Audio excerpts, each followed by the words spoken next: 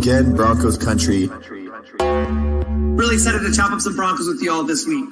Bourbon, Broncos, and no BS.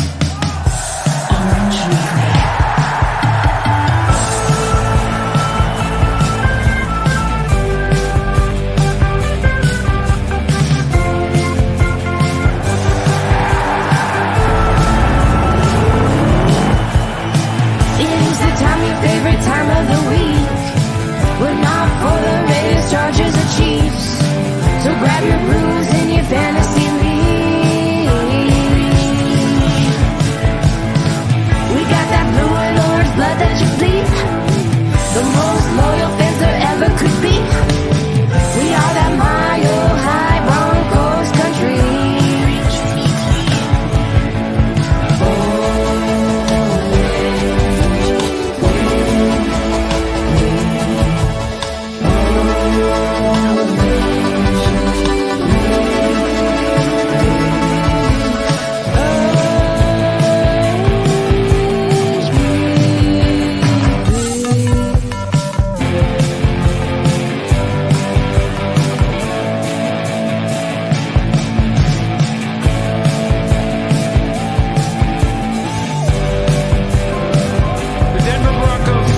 Orange Weekly, fans, brews, and Broncos news. What's going on, Broncos country, and welcome to another episode of Bourbon, Broncos, and no BS. My name's Kev Dan. I got Rob and David here with me tonight.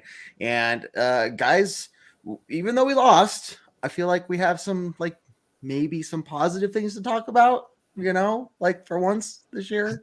Put me firmly on team moral victory. And I am completely against moral victories as long as you actually have something to statistically play for. But as we all know now, the Broncos are officially eliminated from the playoffs. So moral victories are essentially all we've got left at this point. And I am taking it. I'm taking it, and I am running with it. 100%. Yeah, absolutely. I think we definitely showed a lot of improvement of what could be. Had Russell Wilson not gotten knocked out of the game and got a nice little goose egg on his head. So it gives me a little bit of hope. I'm still dead inside for this season, but, as far as next season goes, there's hope, and we just got to get our team back healthy and see what we can transpire there. Makes sense. Well, let's talk about it. So a little bit more in depth. Chiefs came to town and nobody was giving us a light of day, right? Rightfully so. We lost 13 in a row at that point to them. So, but I guess what were your guys' feelings going into the game? David, start with you, man. It's just bleak. Despair was a good word that was rattling around in my head at the time. Just an overall general sad. And then of course that totally worn down. Right, absolutely. And then that tiny little voice in the back of my head saying, as bad as the Broncos have been all season, and as probably as bad as they'll revert to being after this game, this might be the one they win for the rest of the year. And they kept my hopes alive longer than they have normally in the course of games this season. So I'll give them that. Love it. Rob, what you think, man? Yeah, going into it, like you said before, Kev, nobody gave us even the slightest remote chance. Unfortunately, I wasn't able to watch live, but I was following on my phone, and you see the score, okay, it's 3-0, 10-0, it's going up and up and up, and you're like, okay, well, this is kind of what I figured, and then next thing I know, I look and it's 27-21. And I was like, what the hell's going on? Yeah. So, like David said, it got our hopes up, which, right now that's all we got. Because honestly, we ain't got nothing else to play for other than to spoil somebody else's chances at the playoffs. That's really all we got left. So, why not go out there and lay it on the line? And, Russ did. And unfortunately, it cost him getting knocked out of the game with a pretty bad concussion. But hopefully it's like I said before, hopefully it's a sign of what's to come in the future, as long as we can get this team healthy and do some good things in the offseason. Hopefully there isn't a tremendous amount of change, but there's a looming question over Broncos country right now, and that's what's going to happen with Hackett. Is he going to go, or is they going to give him another a mulligan? Yeah. Well, that question just becomes even more complicated now, because what if over the next, how many weeks are left? 4 weeks, 5 weeks, 4 weeks. What if over the next 4 weeks the Broncos score 21 points a game every game? Like, okay, now what? Or more? Like, what is it? What's the narrative? What even is the narrative on the season then? Because before this Chiefs game, it was easy to figure out. The marriage between Russ and Hackett did not work.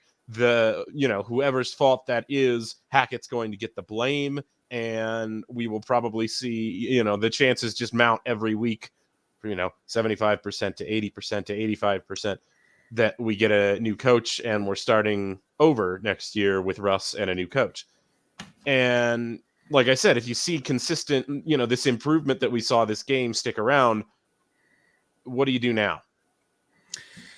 And that's the thing. I mean, for me, looking at this, the question is, like what you alluded to, David, can we do this every week? Is this something we can do week in and week out? Or was that a fluke of we knew they were the Chiefs. We wanted to break that streak. If anything, this year, they knew that this was their best chance to do it. So they played the best game of their lives. And now they're going to revert back to, Arizona Cardinals team coming to Denver with their backup quarterback. Yeah. Are we going to play down to them, or are we going to, we can put up 28 points a game now. We're going to go put up 28 points a game. And, that's our new average. If that's what we do for the next 4 weeks and you have 5 weeks of that in a row, okay. Yeah, you got the Chiefs again, so that one's going to be tough. You got the Chargers. There's a chance to spoil someone's season, go in there and just absolutely kick ass. But yeah, so there's opportunities there, but what are we going to do? What I'm thinking is going to happen is we're going to be stuck right in that middle of, we looked good for like 2 games and we looked like crap for 2 games. And is that enough for Hackett to keep his job? And it's just going to be what we have to think about, till Black Monday. But I don't know, guys. It's still just not sure what the ownership's going to do. Yeah. That's still the wild card in all this, right? Yeah. We're still in limbo and I don't like it. Right. And so, Dan, you know what? After this game, I'm just going to prep you all now. Here's what I think is going to happen, and a lot of people are not going to happen if it happens. But just be prepared for this, especially after this game. Hackett stays, George Payton stays. The only change, really, the only major change, you might get a new offensive line coordinator or something, but, the only real change is a new offensive coordinator and somebody with prior head coaching experience. And the whole plan is going to be, okay, Hackett, here's your second chance. You're not a first-time head coach anymore. You've been through the ringer. You've been through a real rough year where everything that could have gone wrong did go wrong. You made a lot of mistakes, but a lot of things were against you as well. Here's a healthy team. Here's a fresh start. Go get her. And now 6 weeks into the season, if we're 2-4, that's it. Pull the plug. Maybe not even 6 weeks. If we're 1-4 or something like that, 2 and whatever, you pull the plug and say, look, same start to the season we had last year. This is crap. And then you replace them with whoever we hire as the offensive coordinator. People are going to go crazy if Hackett comes back, but I would not be surprised if that's the case. Yeah, Kevin, I agree with that sentiment wholeheartedly. I think with just the injuries alone, I mean, 3/4 of our starters are on injured reserve. I mean, I understand the NFL is, next man up. I get that. But when you have 3/4 of your starters on injured reserve and not playing, like, how the hell can you be expected to, reach these pinnacles of excellence with 3/4 of your starters on IR? It's just not a reasonable, expectation. And so just the injuries alone, I think, is going to give Hackett the benefit of the doubt of coming back, next year. Now, again, will Peyton do some great negotiations in the offseason? I sure hope so, because we've got a lot of guys that we need to keep. We're going to have a lot of free agents that we need to keep. So you just got to see what happens. Yeah, I don't see Hackett at this point. I'm with you. I think Hackett's probably going to get another year. Peyton too. And it's, I think it's just this ownership group. We talk about them being a wild card, but I think they're going to come in and try to behave like most other ownership groups in the league right now. I don't think they're going to come out and try to reinvent the wheel, or try to be controversial. I don't think they want to be that ownership group. I think they want to be So yeah, I think it's going to be the same staff. I think, Dan, to answer your question, and thanks for coming back, Cody. Always like to see you.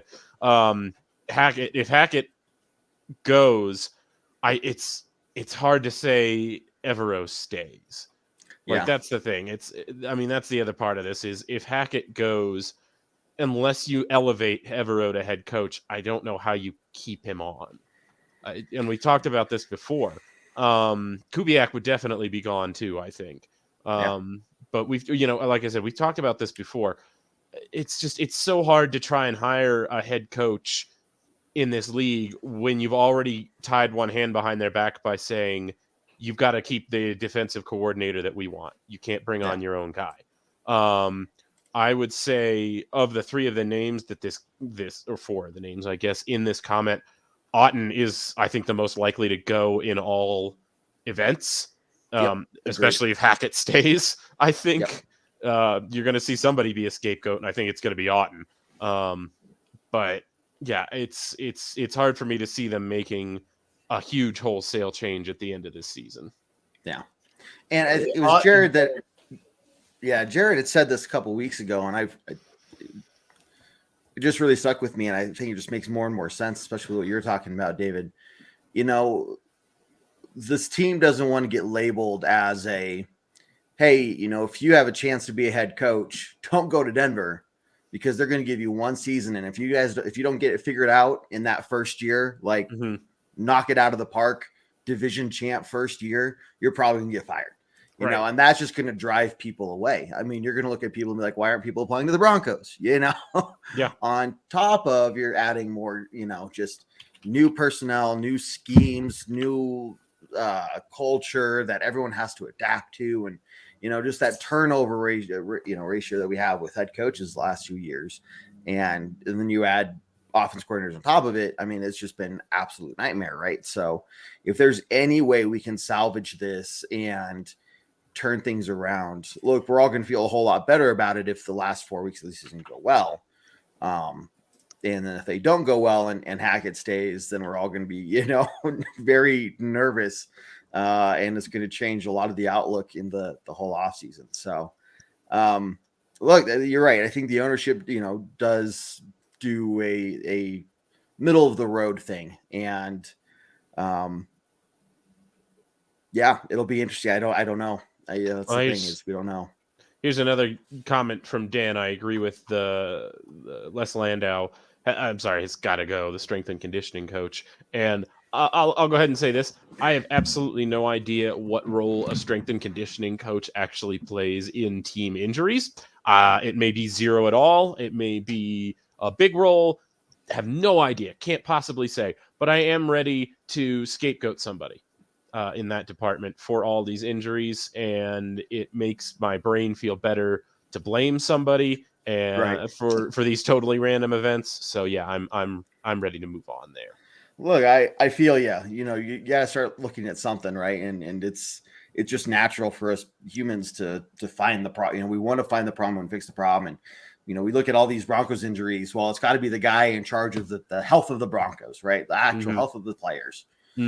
Well, then you add it's like, well, injuries are up across the league. Is he responsible for injuries being bad this year in general across the league?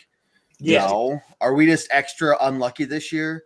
Yeah, to a degree. Now, and then the strength and conditioning coach is more of a rehab thing. Yeah, they do some prevention, but they can't prevent torn ACLs. They can't, And when a player goes down, a player goes down. You know what I mean? and it's not as if it's not as if he's out here recommending stuff that nobody else in the league is using that's leading to more injuries. That's not the way it works. We're not going to do any 7-on-7s during practice, right. during training camp. Right. Nobody else is doing that. Why are you doing that? Right. Right. Yeah. Yeah. But no, it makes sense. Now, who knows? Maybe they do fire him and they bring in somebody new. And, next year we're like the healthiest team. Okay, maybe it was him. Right? But I just, there's so many things there that if injuries across the league were like at an all-time low and the Broncos still had as many injuries as we have now, okay, maybe there's a little bit of a different discussion, like what's going on there, because we're such an outlier, right? But look, we just have a really bad case of what everybody else is dealing with right now. So it's interesting. Look, Dan, again, until you're behind those closed doors and hear those conversations, none of us really know. So I like Renault's comment, drink more milk. No, that's show that cup off there, David. Oh, yes. So that's our cup we got from training camp. It turns blue when it's cold. Yes, and it is full it's not milk. Very, very cold whiskey right now. Yes. I mean, water.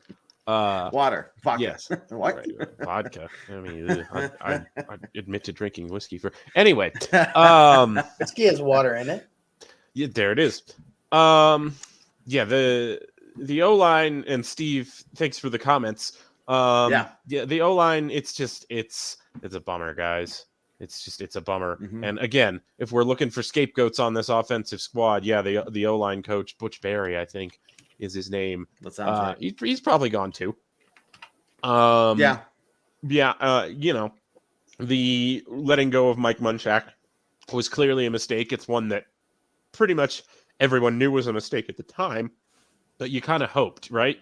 You were like, right. This Butch Barry is an unknown quantity. Maybe he can do as good a job as Munchak, or maybe he'll do slightly worse than Munchak in the first year and then step it up in future years as the staff comes together. And it's just, there's been no sign of that. It's also been really difficult, of course, because as we all know, that's been another position group on this team that's been decimated by injuries. You just, however many offensive line combinations, I don't know, but it's a lot. And, of course, you had Netane Muti come in and play well in this game.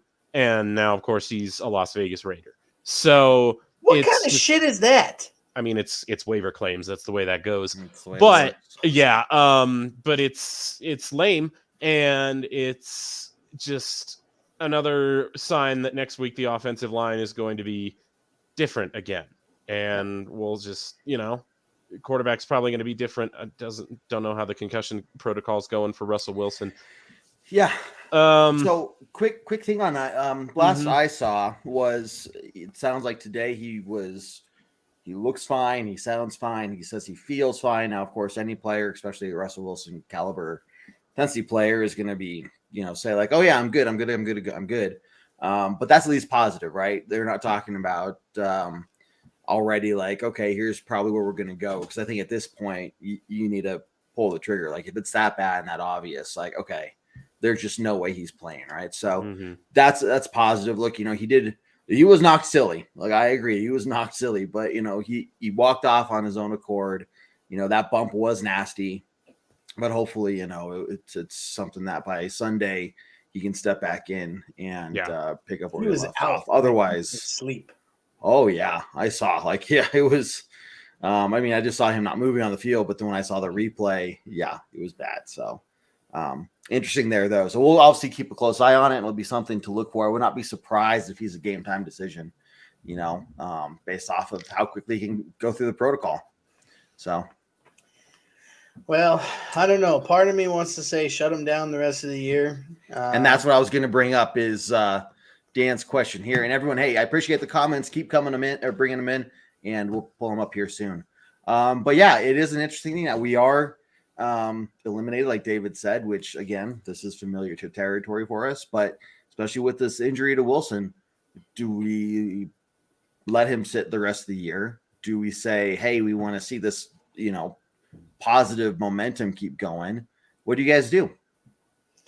Part of me, like I said, part of me wants to say shut him down, let him, rest up, let him, figure himself out. In relation to that, I don't know if you saw the quote from Travis Kelce about meeting him before the game and how awkward he was acting and stuff like that. I don't know. Maybe he's been in a concussion this entire time. I have no idea. What the hell does Harry Potter have to do with anything about football? Or just, I don't know, the weird conversation. I don't know. I mean, I would expect that out of, I don't even know who I'd expect that out of, but, I don't know. Part of me says shut him down. Part of me says give him, at least one game off, get him back right. We don't need a Tua situation. Yep. And see what happens. But, if we do that, then we're left with Brett Rippon and who the hell's that other guy? I have no idea. Oh, man. Who's the third string QB? Don't even at this point. It's not Josh Johnson anymore. I don't even know. Might as well be hitting. Here's my thing. I don't think there's any reason to quote unquote shut Russell Wilson down. You got 4 weeks left in the season. If he's in the concussion protocol and he's not healthy in 4 weeks, then you don't put him in. But if he's healthy, you play him. And if he's healthy, I literally can't see any reason other than fan wish casting to shut him down. Fan wish casting of, all right, well, if we give him the rest of the season off, maybe he'll come next season in and just have it, and just have everything will be as it was with old Russell Wilson, and it'll look the same as it used to in the glory years with the Seahawks. That's the only way I can figure rationalizing that, and it doesn't make any sense to me. So yeah, if he's healthy, you play him. You don't shut him down. Yep. Yeah, I think, and plus you got to keep getting at least some people to the stands. If you just come out and say, look, Russ is done for the year, you have 2 home games left, and look, there are only 2,000 no-shows, but it's because of what would have been about 10,000, 8,000 of those easily were bought by Chiefs fans, if not more. It was very red there. The end of the game was very loud, not in our favor, but yeah, you put those, you sit Russ, and look, the attendance for this Sunday's game is going to be absolutely abysmal. And then you get the last game against the Chargers. That's going to be abysmal. So you got to find a reason to keep people going. So yeah. Anyway, I think we got someone in the green room here. If he gives me the thumbs up, we can bring him on, and you guys can hear me talk a little less. But Mr. Jared, how's it going, good sir? It is going. How have you guys been?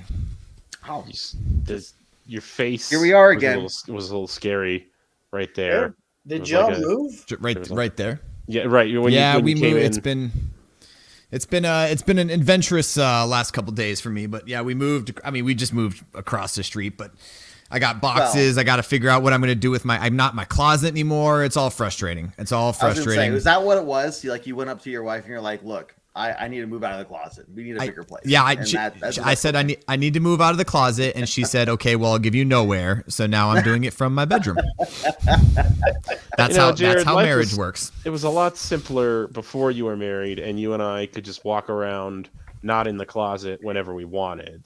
That felt like it was a little that easier. Sounds really bad. No, it's fine. It's good. Yeah, I was forced to come out of the closet, and now I'm just in the bedroom, minding my own business with my Amazon packages and everything. See, packed the visor. I'll tell you what else is weird. Your background looks so unified color that it looks almost like a green screen. It's like if there weren't boxes stacked behind you, I would not know that you weren't just sitting in front of a green screen. It would be a little. There's a lot of uncanny valley stuff going on right now, and I'm into it because I'm a little drunk. And I will say you look on, up there. on cue with the visor. On There it cue. is. I get out of the closet, but I get drinks and visors brought to me, so I can't complain. Ooh, What happened Man, you are living the to sweet life. the golf/dad cap from last week?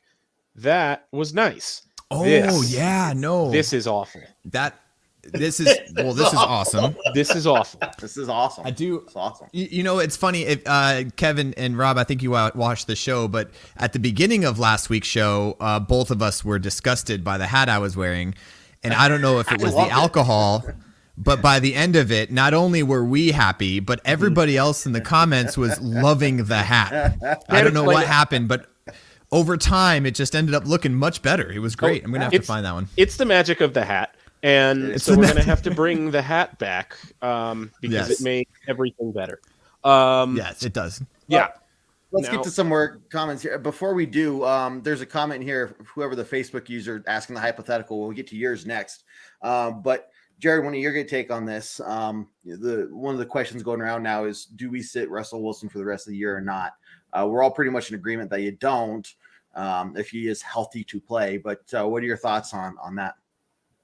I say we sit a quarterback who is playing well the rest of the season because we don't have anything to go, but he hasn't been playing well until that game. So I think if he's healthy to go, he needs to get back and get in with his offensive, what we have left of an offensive line and his wide receivers to make sure that he's getting that time in with them as much as he possibly can. The replacements. The replacement. Yeah. That O-line, we were talking about it. I was talking about it on the pregame. The tailgate talk, I think it's the 11th line setup that we've had or something like that. Can't even count anymore. There's no counting. Yeah, and as you're reading the names, you're going through it like, I don't think any of these guys were, half the guys weren't even on our team at the beginning of the year. And much less on the practice squad. Like they weren't even on the original, 90 plus man roster. Yeah. Like, yeah. So, I don't know. Middle of the game, we're Googling names. Where's this guy from? Yeah. Yeah. Like, who? Yeah. Who did that? Yeah. And I don't know if one of you guys have this up before we go into this question. If we've talked about this, was it DJ with Jones? Was it Draymond Jones that went down earlier in the game? One of our defensive linemen. He came back in. Okay. Jones, yeah. Okay. And then obviously the Russell Wilson injury is frustrating. I do think they will. Oh, Mac. Yeah, that was a hard one too. I do think they'll slow play. Yeah, sorry. Yeah, talking about when we bring Russell back, it will definitely 100% be slow played. I don't think they're gonna try to get him back early. They're gonna go through the whole process. I think people started learning from the Tua situation, where they're not gonna after. And something frustrating for me too is as you're watching the game, they zoomed in on his face after he went down, and that he was dazed. Yeah. So there's no way he comes back. For sure, he's not coming back this week. Interesting. And we'll see what happens going forward. Did they announce I just that? don't think with that. No, not yet. Okay, yeah. So, no, you looked at him when they zoomed in on his eyes. Yeah, he had that big bump on his head, which means obviously he landed right on the cranium, right in the corner. And his eyes were dazed. He was slow to get up. There's absolutely no way that with concussion protocol, he comes back this week and we get to see the rip show. No, battle of the backups this weekend then with Kyler Murray being out too. So, yep. If you remember watching the Jets game, I'm imagining it's going to be something similar to that. Yeah, I don't know, but we'll get into that here more in a minute as we start slowly transitioning to next week's game. However, and thanks for waiting. And whoever this is, can post your name just so I know who it is. But hypothetical question based off the contract, do we get rid of Wilson and try to trade for draft picks and possibly run at a new QB? We can all get our inputs in on this, but the fact of the matter is, for the first couple of years, there is absolutely no way we can release Wilson and have any semblance of even a competitive team that can win 3 games a year, because the dead cap space, if we cut him this year, would be $100+ million, slightly over $100 million.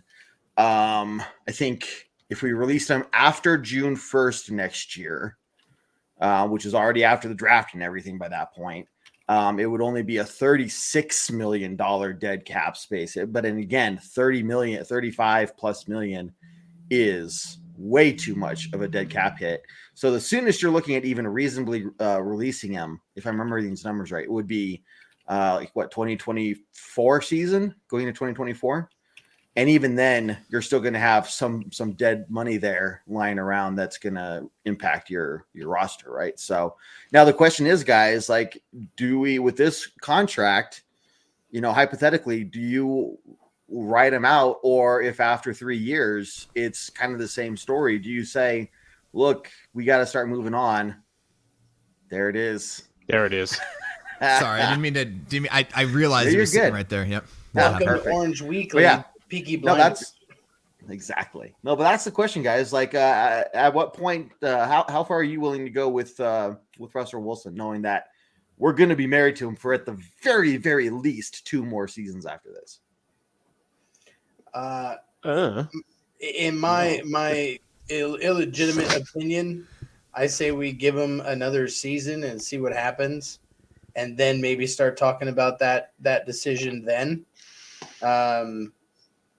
That's really kind of where I'm at right now. I mean, I know it's not realistically possible or realistically a good scenario to do that, but yeah, that's just kind of where I'm at currently right now. Is let's give him another season, see what happens, and go from there. Right.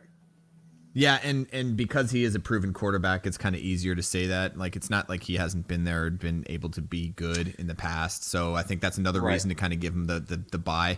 But the other reason, too, is the only other way that we get rid of him this year is if we have some sort of Paxton Lynch type trade, when Houston traded him up to not Paxton Lynch. Who was it? Not Paxton Lynch. Osweiler? No. Osweiler.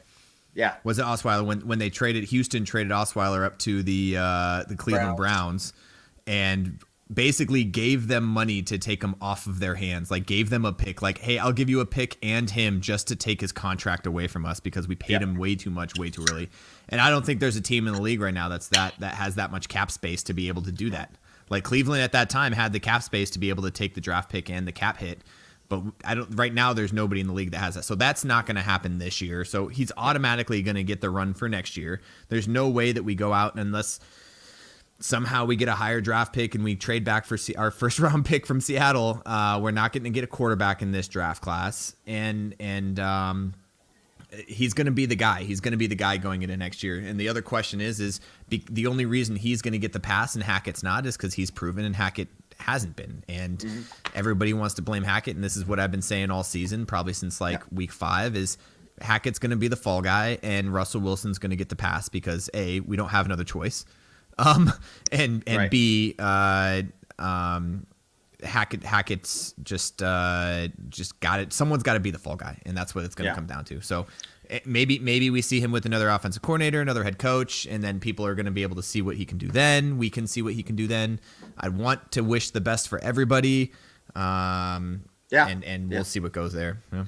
Now you missed it earlier, Jared. I'm thinking I'm on the train or on the train of thought that Hackett's going to stay. You're going to see them bring in a experienced offensive coordinator that has probably some head coaching experience. They're Frank Reich. Hackett on it. Yeah, exactly. So, but then keep Hackett on a short leash, 5-6 games of the season. If we're 2-4 or 1-4 or something like that, hey, we're cutting you loose now, But anyway, so we had that conversation, and I think that's what we need to prepare for. A lot of people aren't going to be happy with it. I think it's the right move at this point, especially if, we'll see what the last 4 games of the season are. If they're complete blowouts or if we look like we did this last week, it's really going to help form what we can expect there. But I don't know. I think at this point you might see them, the ownership group and George Payton and stuff, say, hey, we're going to give you another run at this, with a healthy team. You've been put through the ringer pretty tough the first year. Let's go out there with a fresh start and see what you do, I got a question for the 3 of you. I read something online today that said, should Denver have tried to claim Baker Mayfield off of waivers? No. Next question. Nope. No. Yeah. Why? Nope. That's it. No. No, and yeah, if we have to have a follow-up question, I'm going to go with why. But Yeah, but I don't think why we have would to you have a lie? follow-up If question. if he was released this week, maybe. Sure. Sure, But because in the time yeah, in the in this time case- of where it was, yeah. Here's a question that should put Here's an your end- follow-up question, David. Injuries. Well, but so what is Baker Mayfield going to do with this coaching staff and that the gives you a injuries reason to say and the yes to offensive that line? question? Yeah. What? No. Yeah. And Well, shit, he went to LA only on 48 hours and won a damn game on Thursday. yeah, but who Yeah, but look coaches at who their who coach coaches is. the Rams? Yeah, and who coaches not the Hackett. Broncos? Touche. Yeah. Same know. record. Well, not anymore, but No, Yeah, but- ooh, you gotta oof. Yeah. Super Bowls are a little bit unbalanced there, but yeah, 2022 record, yeah, that was a little closer than we expected to see it. Back to the sure. Broncos, as that is the team that we cover and not the Rams. And transitioning into this Cardinals game, fellas, Yes. what do you see? What are you happy about? What are you sad about? Thoughts in general. So, I think the first one for all of us Broncos country, it's like, okay, well, here we are again. Games don't matter. We're talking about, and in August, September, we're talking about how we're going to be playing meaningful December football. We essentially weren't playing meaningful November football. Like it wasn't even meaningful then. We now were it's playing like meaningful really not October meaningful. football. Okay, was that's about true. to I say, didn't we want to were go playing back that far. August, September. I wasn't gonna say that out loud, but that's kind of where I was going with. But yeah, so it's just enjoying the going to the games and watching the games, because before you know it, Broncos are going to be off the TV for another 6 months. And just seeing what this team can do and improve. So, look, I was even saying before the game to one of our Polish fans who visited again to come to the game from Poland. You're talking about how Jerry Jeudy is a bust. Like, what has he done in these years? And people that were picked after him in his draft class have done more with a lot less. And then what does Jerry Jeudy do? He goes out there and scores 3 touchdowns, right? So, hey, is this a situation where Jerry Jeudy is stepping up and, we can count on him to, even with Rippon out there, we can count on him to make some plays, right? Do something. Or it was that a one-time thing and we're not going to see that again for another, 1, 2, 3 years, whatever the case is. So I'm looking for that. What is the continuity of the team, but more specifically, what can Jerry Jeudy do? And it's going to be tough with a backup quarterback, but I don't know. It's something I'm watched for. I see your point, and I will counterpoint / kind of give you what your answer is. I think Jerry Jeudy has been this way all season. He just hasn't been targeted. And I think he's been creating the separation. He can make the plays. He's just not getting the ball thrown to him. Sure. And I think what you saw, and you've seen it in other games from Russ specifically, if he finds a favorite, I will tell you who's going to have a 100-yard receiving game within the first 5 passes of the game. Because of the first 5 passes, whoever catches 2 of those passes is going to get targeted the rest of the game. And you see it throughout. That's why Kendall Hinton had a huge game one game. That's why Cortland Sutton had a huge game one game and then was a bust the next game. Kendall Hinton had a good game, then was a bust the next game. I think that's what it was. You saw Jerry Jeudy get a big catch and run, and then all of a sudden we start throwing goal line fades, which why haven't we been doing that for a while with one of the best route runners in the NFL, I still believe, or some of the other things. And then Brett Rippon finding the guy in the back of the end zone because he was open. And I think these guys are getting open at least to a level of being able to make a play as long as the ball's thrown decently well to them. I think that's been happening all season, and we just didn't see it till this game because he finally started getting the targets. Like, none of those catches he made were wide open. Well, actually, I will say the second touchdown, super mad about, because while he got the touchdown, not like obviously it's great, but he was wide open from the get. It was a blown coverage off of 3-step, off of his break. It was a blown coverage, and he didn't see it until like way too late, to where even the defense didn't even realize they made a mistake. Which in most defenses will probably catch that and try to go cover that. But if he would have seen that right off the break, he was wide open right there, and it just happened that the defense didn't catch it, which is why he got the touchdown. but I don't think that there's a difference. I don't think Jerry Jeudy is a bust as far as obviously catches. If you look at stats and you're talking about fantasy, yeah, he's a bust in fantasy. But I don't think he's a bust as a wide receiver. I think he's still doing the things. He's just not getting the ball the way he should.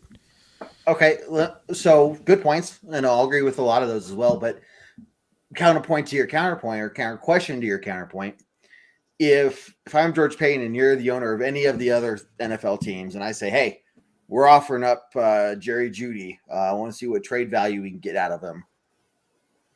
What do you think? What would you offer? Like, is the best case scenario for Jerry Jeudy right now? I think we could. I don't want to be super optimistic. Pick. Yeah, I think go. a second round. I think a second round Really? pick from a team that we don't expect to do much. Yeah, and I feel like we that could was probably probably fight the for a asking first. price. Like, I feel like he was on the trade block this season, and I think one of the that was the thing around Jerry Jeudy. The conversation was that the Broncos were asking for more than teams were willing to pay for him, which tells me they wanted a second round pick, because I feel like a team at the trade deadline would have paid a third round pick for Jerry Jeudy. Yeah, and Okay. that's what I'm kind of expecting would be a ceiling as a third round pick. But yeah, if they're asking for a second, I think a second would be a best case scenario, to be honest with you. I mean, obviously, if somebody came down and offered a first round, kind of like Miami did with Chubb, you take that, right? Obviously, but so no, it'd be interesting to see if they use him as trade bait during the draft or leading up to the draft, because we know George Payton is trying to get some draft capital back, right? At this point in our juncture of where we are as a franchise, the only person who has a guaranteed spot to not get traded right now, including just all of our captains, Justin Simmons, everybody, is Russell Wilson, because of the contract we gave him before the season. Like, literally everybody, we could see everybody gone at the end of this season and just try to trade away to get some more capital back because of the mistake. Because of the trade that we made to lose all of our capital trying to get somebody we thought was going to be the guy to take us to the next level. Yeah. Yeah. And so do you wipe the board and build a team around Russell Wilson starting this year, knowing with the plan of, hey, if we have him for 6 more years, let's get us to a good point in year 5 and year 6. And it's going to mean kind of wiping the board now and starting to rebuild. Yeah, there's so many options on the table. We talked about this last week too, David. There's so many options on the table as far as like what's going to happen in the offseason, and like wiping the slate clean at this point is not far-fetched. It's not something that like is completely out of the realm of possibilities for this team, because like I said, the only guarantee is the one guy who everyone is saying is not playing well, and that's the only guarantee. What a show. Comment from Keith here. If Payton has a fire sale, I think it would be the end of his job. What do you guys think about that? No. First, I don't think Payton is going to have a quote-unquote fire sale. I think he's going to try and build around the core of veterans that he has, i.e. Justin Simmons, etc. But I also don't think that alone would signal the end of his job. I think if you saw him hold a fire sale and then the team does not coalesce around his vision after the fire sale, which is it's weird. But I also think that George Payton doesn't just decide I'm going to have a fire sale without talking to ownership first. Like that's the overall. I think if he decides to have a fire sale, it's going to be with ownership's blessing, and he's going to communicate his vision post fire sale to them beforehand, and that's it. For them to say yes to that, it would have to be a really compelling argument to me. So I don't think a fire sale is terribly likely, but if it were to be a thing, I don't necessarily think it would be the end of his job. Yep, that's it. And I'll get to Steve's comments here too, but 100%, David. He is not going to do anything without owner's blessing at this point. With a new ownership group, he's going to have a sit down at the end with those guys and be like, "This is my vision." Right. And he's probably going to have 2 or 3 COAs, courses of actions. He's probably going to have COA 1, COA 2, COA 3. We keep what, David? God damn it! Sorry, go ahead. Can you just? Okay. I can't. I can't, and I won't. But go ahead anyway. Can you just? No. Okay. No. Jared with the acronyms. It's not okay. All right, It's so funny. I Koa didn't even won. realize you had done it until you explained what Koa was, and then I was like, "Oh yeah, like that's an okay. Yeah, Like, so I knew where you were. Koa one's gonna be okay. We keep what we got. We keep everybody and see what happens next season with the gelling. And then Koa 2 is gonna be okay. We get rid of a couple people, try to gain some draft capital back, but we build around Russell Wilson. And then Koa 3 is fire sale everybody, get rid of everybody, start brand new, and here's my 5-year vision. And it's going to end up being a 5-year thing as opposed to a 1-year thing. I do want to get to Steve here though.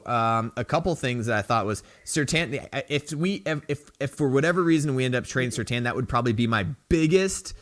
That would be the one person on the team that I would be the most upset if we ended up trading for whatever reason.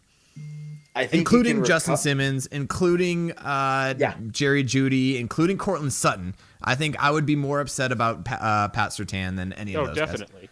Guys. That's a building block player. And he's defense under 25. That's right. Yeah, that's a player you can't trade in this market. You can't trade that player for less than 2 first-round picks. And even then, we would get it. You would get it. Don't get me wrong. We would get it. That would be rough. But that would still be rough to stomach.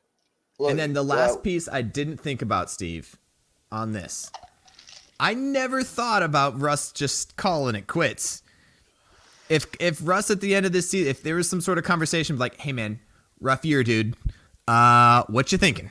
Like, let's have a real conversation about this. Like, it'd probably work out pretty well for everybody if you just kind of called it like a retirement party and we cut it out. So without Googling it, since I've already Googled it, how many times has Russell Wilson been sacked this season? Just this season alone, not talking career. Any wild guesses? Anybody? Well, let's see. We're 3-10. Over 30. So let's Mm-hmm. see. 13 games. Easy. 3 times a game. Well, his average hold on the ball is 7 seconds. So if we take let me just answer the question. You got guesses 43 times. 25. He's been sacked 43 times. For the love of God, if we don't use every draft pick we have on the offensive line, I'm going to strangle somebody. Okay, we're not going to do that. Maybe the first pick. I mean, yeah, okay, I beg to differ. I will say of those 43 times, probably at least half of them are his fault. I'll give you that. How many times do you say just throw the ball away? Yeah. And now, don't get me wrong. There has been times. passes. You're right. And Rob, I'm not negative. Like, I do think we need probably some offensive line draft capital. I do 100% agree with that. I would not be surprised if we use this first round we got from San Francisco, or from Miami through San Francisco, on an offensive lineman. However, I will say there's so many times I'm watching these games and I'm like, dude, Russ, like, come on, bro. Like, I get like, you gotta get rid of the ball. But and you're right. There's some times where I'm like, dude, there's no chance he's getting that ball off. So there was one it's play kind of a combination in that Chiefs game when I was watching for that 10 minutes where it was like both tackles just decided not to block on the same play. And it was it was the play after a sack already. It was like second down and it was like second down and 19. And then both tackles just no blocking.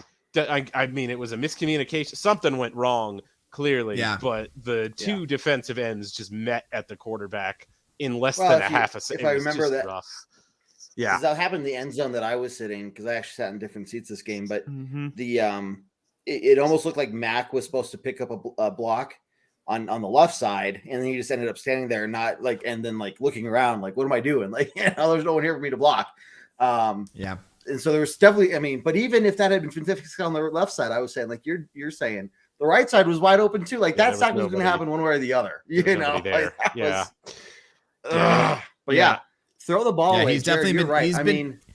He's been beat up, and there's a chance. Like I again never want to wish ill will. Aside from Broncos, I'm just going to turn the conversation a little bit. Did you guys hear the ESPN daily podcast about Andrew Luck? Did you guys read? Did you guys hear that? I read some of it, but I didn't listen to it.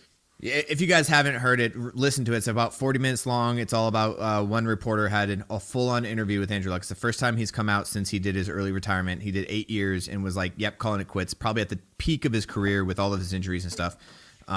It'd be interesting to see what Russell Wilson, depending on how bad this injury is, how he's feeling, where he is in a headspace. It'd be interesting to see where he's at, because I think his headspace the whole time he's been in Denver has been a little bit off.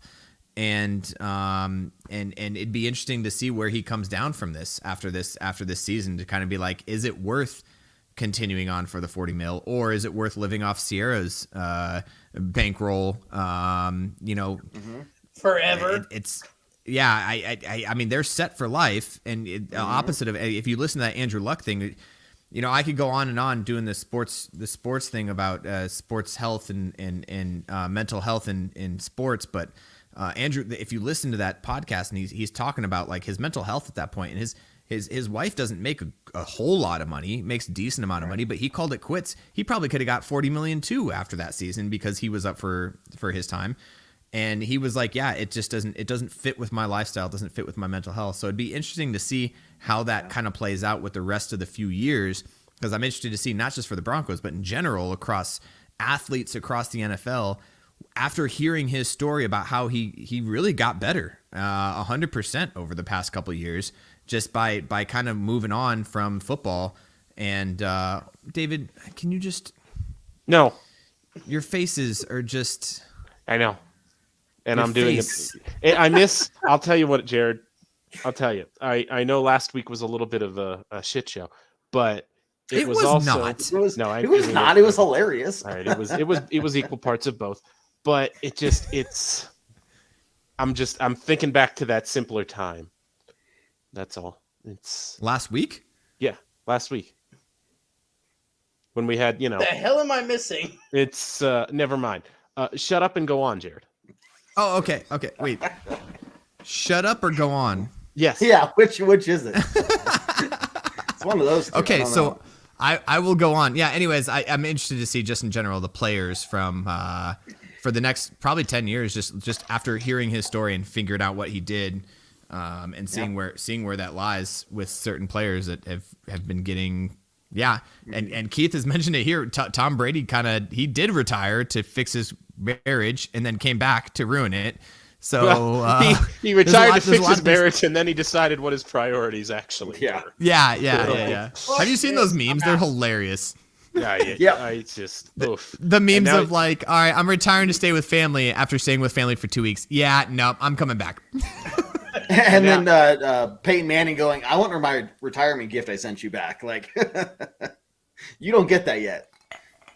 All right, I'm not fellas. getting you another one. Yes. All right, we've got 5 minutes left. Who wants to talk Colt McCoy versus Brett Rippon? Name? Yes, that's the one. I'm excited to see Brett Rippon. I was gonna say I pray Brett Rippon does better than Colt McCoy, but at this point, who knows? I'm stoked because honestly, before the strip sack, before when he got the interception, because he got his arm hit as he was releasing, there was a wide open guy downfield, and he was about to take a shot on a guy downfield that probably was open, depending on how he delivered that ball. But I kind of believe in Brett Rippon. I think other than that point of that game, he was doing okay. So I'm interested to see how this turns out. Is Brett Rippon the new Brock Osweiler?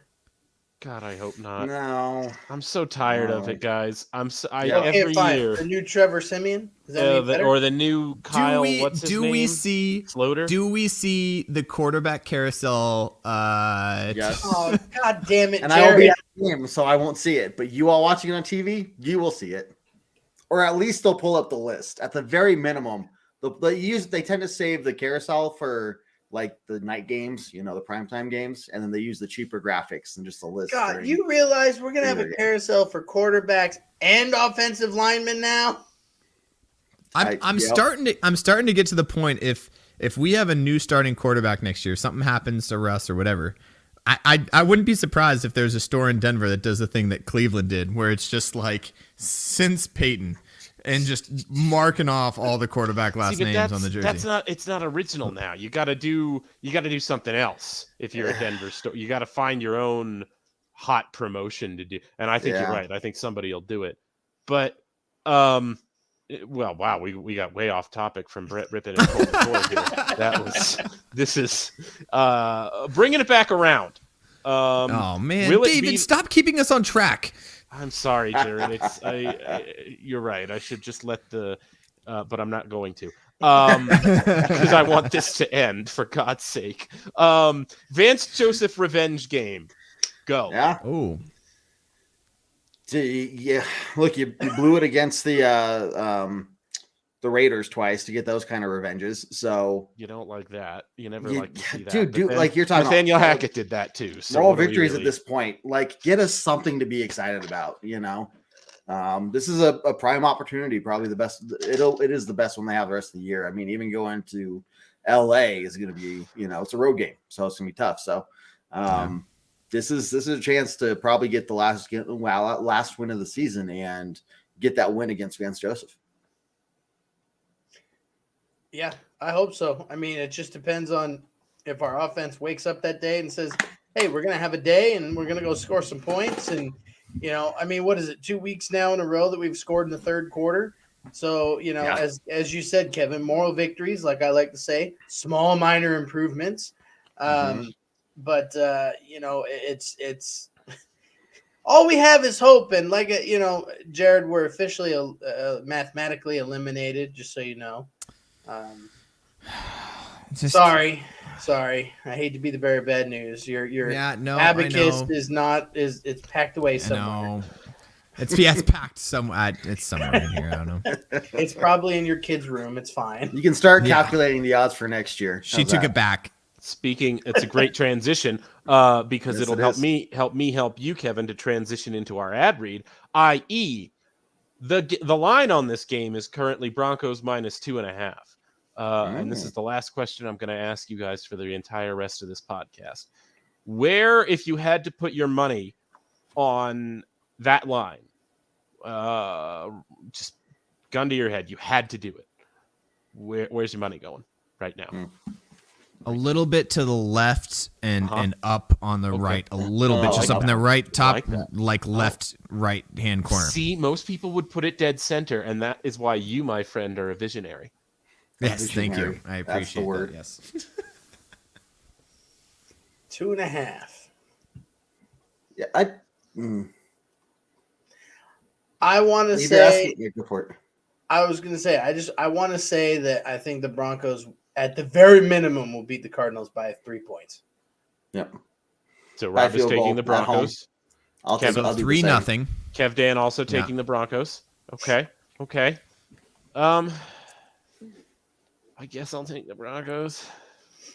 I'm like going to hold my nose and take the Broncos on this one. I think the most likely outcome is that they win by a point, but like there's no. I'm taking the money line on this. Yeah. I'm going to go money line on this. I don't know if I'm going to go 2.5. Right. I think I'd take a money line. I also want to point out the over/under is 36.5. So they think the winning team is under. Yeah, under for sure. Looking at a 16-15 kind of game here, guys. It's going to be ugly. Yep. Yeah. Either way, again, just enjoy Broncos football. But let's close her out. Some quick closing thoughts from you guys. Go around the horn. Jared, starting with you, good sir. Denver Broncos. Yep, that's them. That's the football team. Yes. AKA look, Denver replacements. There's a lot of things that are going to go on this offseason that I don't really want to super predict. I feel like there's a lot of change coming here pretty soon, and I don't think anybody that's on Twitter or Facebook or anywhere is really accurate with it. I think there's going to be, like I said, I think the ownership, like David hit on the head, ownership and Peyton are going to have a sit down, and they're going to decide what they want and what they think's best for this team, and then we're just going to go forward. The rest of this season is kind of a loss, and hopefully we can end it off on a good, strong few games. But I'm kind of just looking forward to finishing the season, watching some more Broncos football, regardless of how we do or how much I have to drink during it, and push forward. And as always, be a fan, support our players, support our coaches, regardless of who they are right now.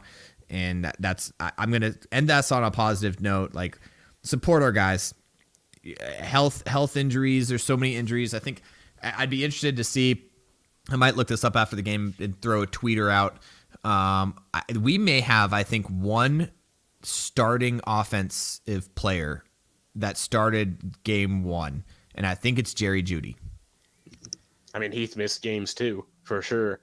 No, but week one to now, Yep. I think we have one starter, and I think it's Jerry Jeudy, because I think the other wide receivers are all out, all the offensive linemen are out, running backs gone, quarterback's gone, Top 2 running backs are gone. top 2 running backs are gone. So I'm thinking we have Jerry Judy's going to be the only starter from the beginning of the season on this offense. Injuries have just been awful. And hopefully everybody gets healthy. Hopefully everybody gets better, and support our Denver Broncos, support our players, support our coaches, support our front office. I'm 100% here for it. Love the Denver Broncos through and through, and that's what I'm going to be here for. Love it. Hey, Rob, over to you, man. Well, as the name says, I'm dead inside for the season. And, every week it's just, I hope we do better. I hope we have improvements. I hope. Wash, rinse, repeat. However, we just have to wait to see. Unfortunately, we're in limbo right now, and limbo sucks. Because I don't know about, well, Jared's probably pretty flexible, but I'm not. So therefore I lose limbo every single time. But I'm also 6'2", so limbo is tough for tall people. See, this is the thing for Jared. Jared's a big believer in mass, which means the flexibility is sacrificed in order to support bulk. And it has an effect, don't get me wrong, but it's not, he's not bending. Yeah. When people aren't looking at the pole and looking at your body, it's a little bit different, right, David? Oh, I'm looking at the pole, Jared. I'm looking at the pole. Not where I wanted that comment to go. Doesn't say. Where do you want to end this, Rob? I just want to Rob, you can't do this. You can't do this to us. I just want to end it on. I hope that the Denver Broncos win at least 1, maybe 2 more games. Give me something to look forward to, but it's just wait to see what happens. It's really all it is anymore, boys. Yeah. Agreed. David, what you got, man?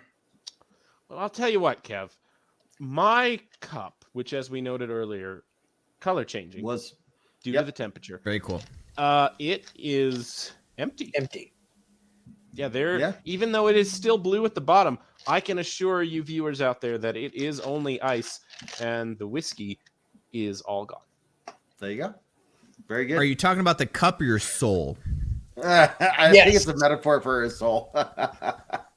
Just yes, David. Yes, that's all you have to answer. Yes. There's Fly yourself out to California, David. Don't worry, I'll warm you up. Oh. See, again, we were talking about this earlier, and especially last week, there was a conversation of tight ends and the gaps that they fill, and the big D's needing to make sure they cover the tight ends, especially with the big D. But again, you guys, you're gonna have to go back. You're gonna have to watch that show. We're not gonna watch that episode. All of that tonight. Oh my god. And anyway, are we going backstage tonight? No, you're not. Anyway, first I want to give a shout out to Clayton for donating some stars throughout tonight. He's done it multiple times. Thank you, Clayton, for being one of our top supporters there. And just so everybody knows, we don't expect anyone to donate stars or make any donations to us or anything like that. You just being here is a big support enough as it is. David, what? Me and David over here being comedic geniuses, and you are just selling us short. Right. You are just absolutely... Darren and I are hysterical, and that should be supported with money, with dollars, with your hard-earned dollars. Give money me now. money me now. Money me now. We're gonna start a GoFundMe to send David to speech therapy so he can put proper sentences together. And when I come back, the sentence will read, "Give us your money now, please." Please. Perfect. It was very small. It worked that time. Oh, geez. But anyway, if you're maybe broke and you can't support us, you're just getting the laughs for free, that's fine too by me. But if you want to find another way to support us, go find us on, iTunes, Spotify, Google Play, Stitcher, wherever you listen to your podcast or in those platforms. Give us a 5-star review. Just takes a few seconds, guys. That helps us out a ton as well.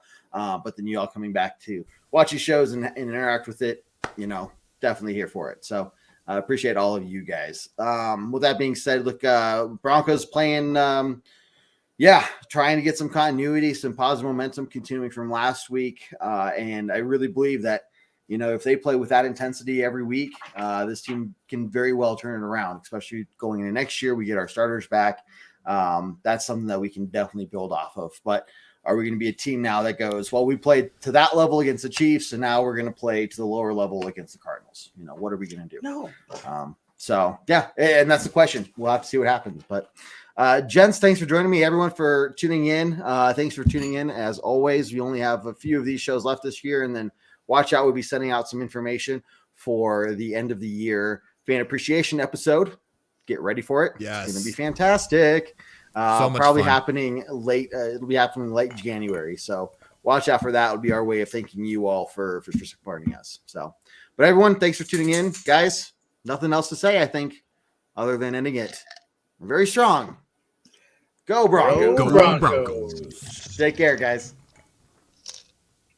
Do what I like, yeah, do what I like, yeah, do what I like. Sipping goose, sip is right, and I go with the flow, yeah, I go with the flow, yeah, I go with the flow, cause I know I'm the show. In the zone, here I go, in the zone, here I go, in the zone, here I go, yeah, they know I'm a pro.